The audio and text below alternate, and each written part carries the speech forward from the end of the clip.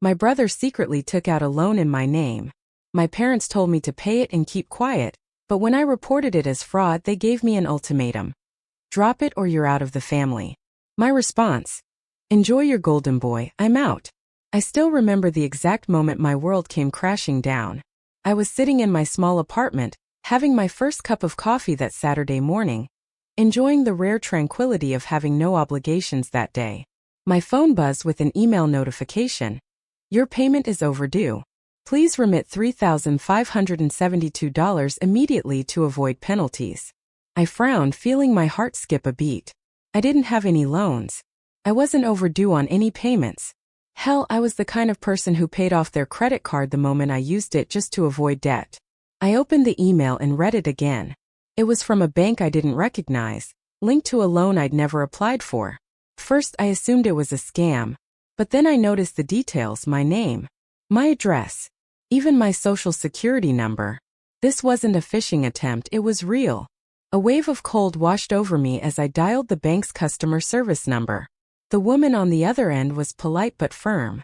Yes, the loan had been taken out in my name. No, it wasn't a mistake. The funds had been deposited 3 months prior into an account that was suspiciously familiar, an account in the name of my brother Mateo. My stomach churned. There had to be a mistake. There was no way my own brother would have. And then it hit me. I remember. Just trust me, Alejandro. It's a once-in-a-lifetime opportunity. Mateo's voice had been full of his typical unwavering enthusiasm, the same one that had gotten him into and out of more failed businesses than I could count. I leaned back in my chair. That was different, he'd argued. That startup had problems, bad management. But this is solid. We're talking about an AI-powered financial assistant that's going to change the way people invest. The market is shifting, and if we get in early, I sighed. How his eyes had lit up. If we both put in $25,000 each, we'll be founding investors. That means when the company goes public. I'd held up a hand. No. Absolutely not. I can't do this again, Mateo. His excitement had dimmed. For a second. But only a second. Okay. What if you don't invest directly? What if you just help me get a loan temporarily? Just to give me a head start. I'd given him a sharp look. What do you mean, get a loan? He'd shifted in his seat, feigning nonchalance. Just a simple document. A general power of attorney. It'd allow me to handle some financial transactions in your name. Just for the investment. Nothing else. You know I'd never do anything to hurt you. Ideas y tata. Mateo was reckless, but he wasn't a bad person. He was my brother. He had big dreams, and I'd seen firsthand how hard he worked to make them a reality. This is the last time, I'd said firmly, picking up a pen. If this goes south, it's over. No more investments. No more schemes. You want money? Get a job like everyone else. Mateo had grinned and clapped me on the shoulder. You won't regret it, brother. We're gonna be millionaires. We made exactly zero. The startup went bust in less than 6 months. The founders disappeared, and Mateo was left scrambling to pay off debts. He'd begged me for more time, swearing he'd fix it. I'd refused. I told him I wouldn't bankroll his dreams anymore. That he needed to grow up and face reality. That was the last time we'd spoken about it. Or so I thought. I stared at the email on my phone, my stomach churning. The general power of attorney. That's how he'd done it. That's how he'd managed to take out a loan in my name without me knowing. He still had access and he'd used it. My phone rang. Isabel. Mom, I answered, my voice strained. Did you know about this? Her sigh said it all. Alejandro, listen. He took out a loan in my name, Mom. That's fraud. I interrupted. Mateo was going through a rough patch, she said quickly. He thought he could pay it off before you noticed. I let out a bitter laugh. Oh, right. So everything's fine. No problem. He stole my identity, but as long as he intended to pay me back, I should just let it slide. Alejandro, lower your voice. We don't need to make this a bigger deal than it is. Mom, this is serious. I could press charges. She exhaled sharply. You won't do that, Alejandro. I clenched my jaw. Why not?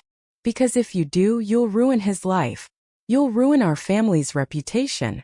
Ah, there it was. The real reason. It's just money, she continued. You have a stable job. You can afford to pay it. Mateo can't. I felt something inside me break. Let me get this straight. Mateo commits fraud. And instead of being angry with him, you're angry with me for not just accepting it. You don't have to be so dramatic. Dramatic, Mom. This is illegal. There was a pause, then her voice a dangerous whisper. You're going to pay that loan. And you're going to keep your mouth shut. That's what a good son would do. I hung up without another word. I sat there for a long time staring at my phone, my mind a whirlwind. My own mother had just told me that I should pay off a fraudulent loan and keep quiet because that's what a good son would do. I should have seen it coming. Mateo had always been reckless, always chasing the next big idea, always swearing he was one step away from striking it rich. And every time he failed, someone else, usually me, ended up cleaning up his mess. But not this time. I grabbed my jacket and keys and headed straight to my parents' house. The moment I walked through the door, I felt the tension in the air. My mother was in the kitchen, arms crossed, lips pressed into a thin line. My father sat in his armchair, skimming a newspaper as if nothing was wrong. And Mateo? Mateo was on the couch, phone in one hand, beer in the other, looking bored. Alejandro, listen, my mother started, but I held up a hand to stop her. Where's the money? I asked, looking directly at Mateo. He blinked, then flashed a grin as if this was just a minor inconvenience. What money?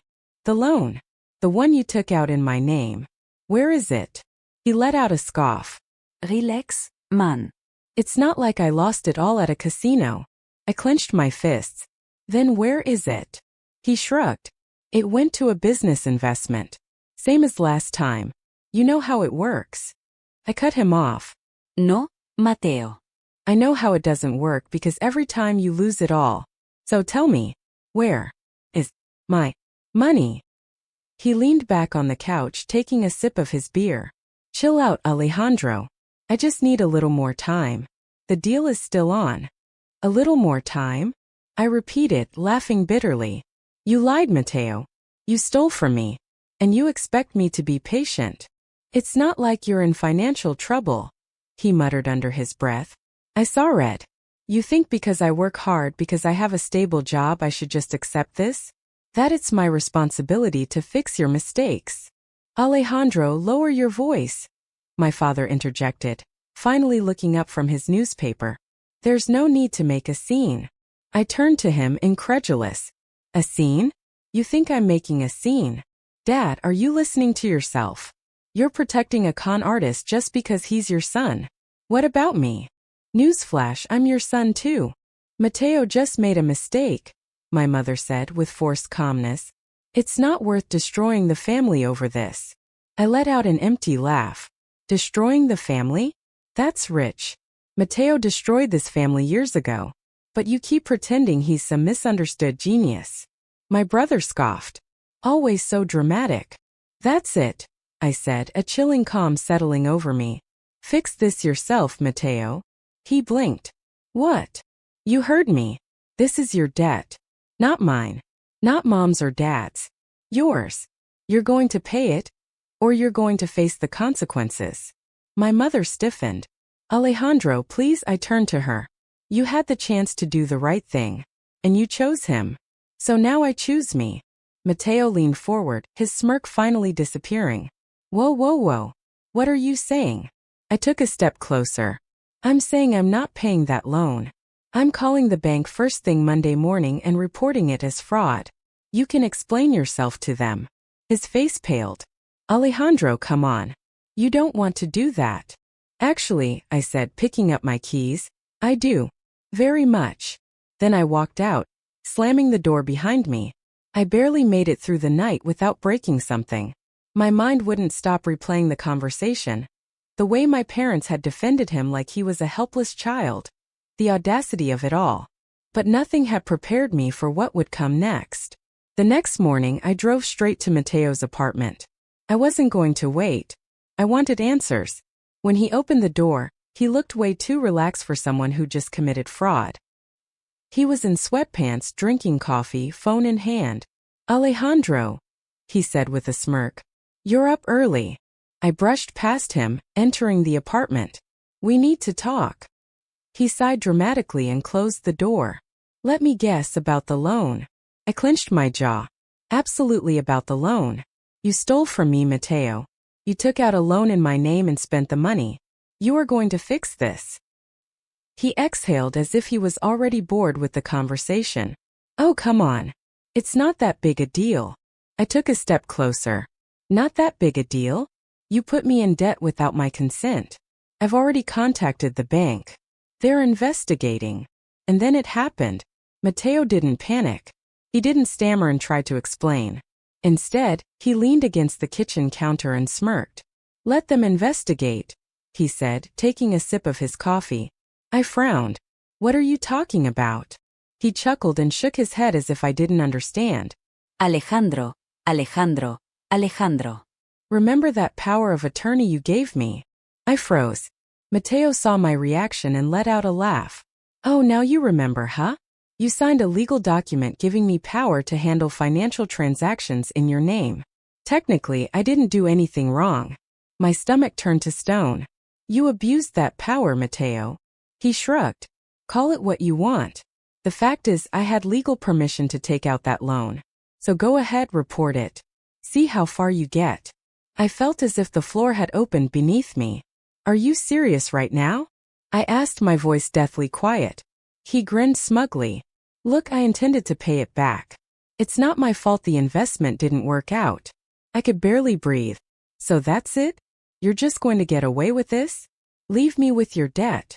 He spread his arms. What debt? You took out the loan. As far as the bank is concerned, it's your responsibility. The arrogance. The smugness. The sheer audacity. For a moment I just stared at him, realizing something I should have known a long time ago. Mateo didn't just fail at life. He relied on other people to clean up his messes. And now he was counting on me to do it again. But this time I wasn't backing down. I took a step back, breathing deeply, forcing myself to stay calm. You really think you're untouchable, don't you? He smirked. I know I am. I nodded slowly.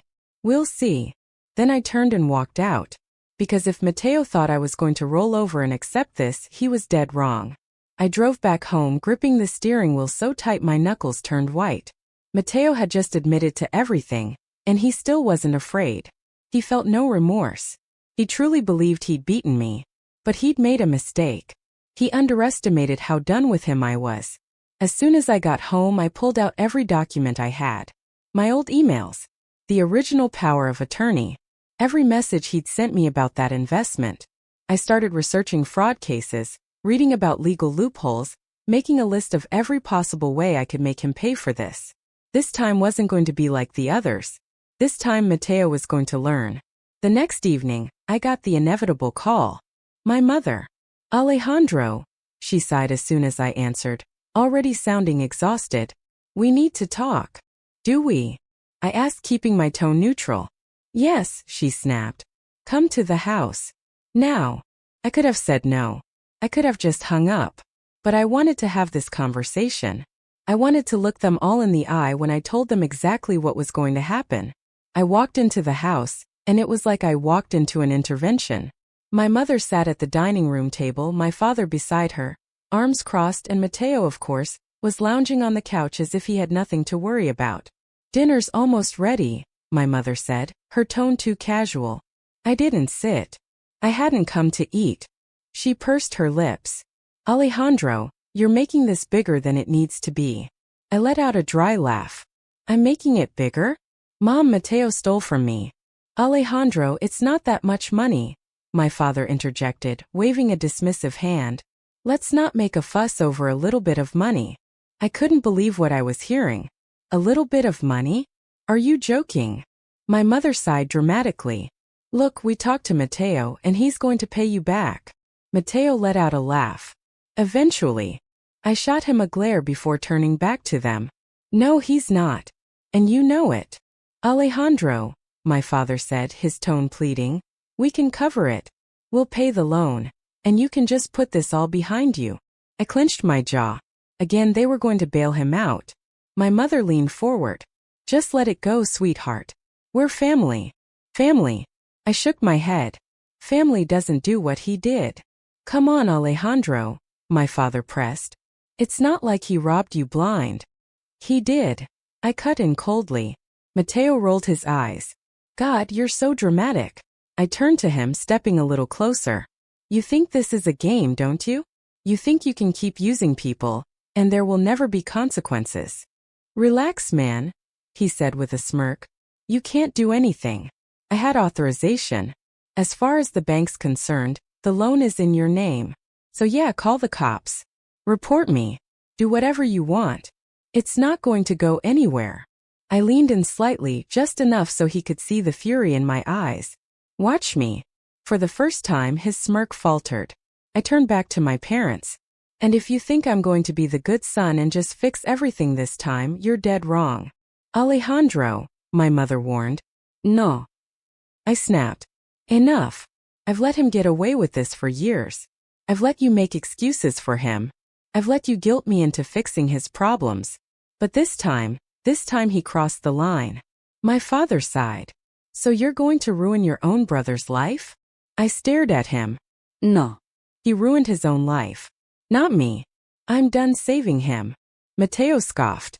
You're bluffing. I smiled. We'll see. Then I turned and walked out, slamming the door behind me, because I'd made my decision. I was pressing charges. The next morning I was sitting across from a lawyer, a man named Ricardo Suarez. Mid-40s, sharp eyes, and a no-nonsense attitude. After listening to everything I laid out, he leaned back in his chair, steepling his fingers. You have a solid case, he said.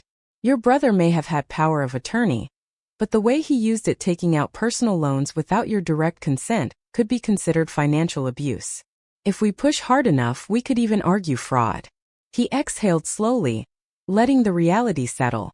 What happens now? I'll begin drafting a formal complaint to the bank, stating that you're disputing the debt and alleging fraudulent use of the power of attorney. If the bank takes your side, they'll report it as a crime. If not, we'll go directly to the authorities. I nodded. Do it. Ricardo studied me for a moment. Are you ready for this? Once we file the complaint, there's no going back. If the charges stick, your brother could be facing serious legal trouble. I clenched my jaw. Good. By the next afternoon, the chaos had begun. It started with my mother. She called 6 times before I finally answered. Alejandro, she shrieked before I could even say hello. What have you done? I kept my voice calm. I filed a fraud complaint. Because he stole from me. He didn't steal from you, she yelled. You gave him permission. I sighed. I gave him permission to act in my best interest, not to take out a loan and squander the money on another get-rich-quick scheme. He was going to pay you back. I laughed bitterly. Oh, really? With what money? Silence. Then she tried a different tactic. Alejandro, please think about what this will do to him. If the bank rules against him, they could involve the police. This could ruin his future. I felt a cold, distant anger settle within me. Mom, he ruined his own future. Not me. I'm done saving him. Alejandro. I hung up. The next to show up was my father. He arrived at my apartment unannounced that evening, pounding on the door like a cop serving a warrant. I considered ignoring him, but in the end I let him in. He didn't waste any time. Son, this is a mistake. I crossed my arms.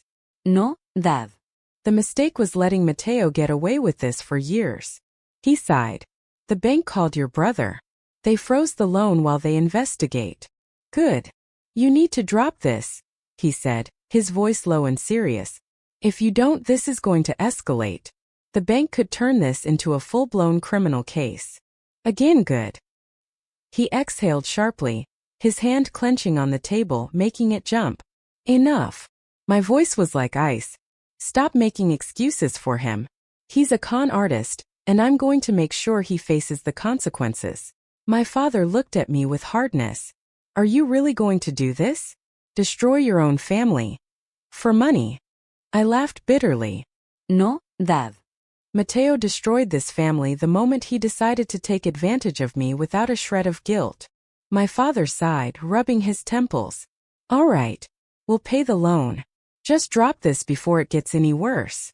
I shook my head. No. If you pay it, he gets away with it again. And next time he'll do it to someone else. Maybe you. His mouth tightened, but he had no response. I took a step forward. This isn't about the money. This is about him learning that he can't keep doing this. Silence stretched between us. Then my father's expression changed. If you go through with this, he said slowly, you won't just lose Mateo. You'll lose us too. I held his gaze. Then so be it. For the first time in my life, I saw something break in his eyes, as if he'd never truly considered the possibility that I could walk away from them completely.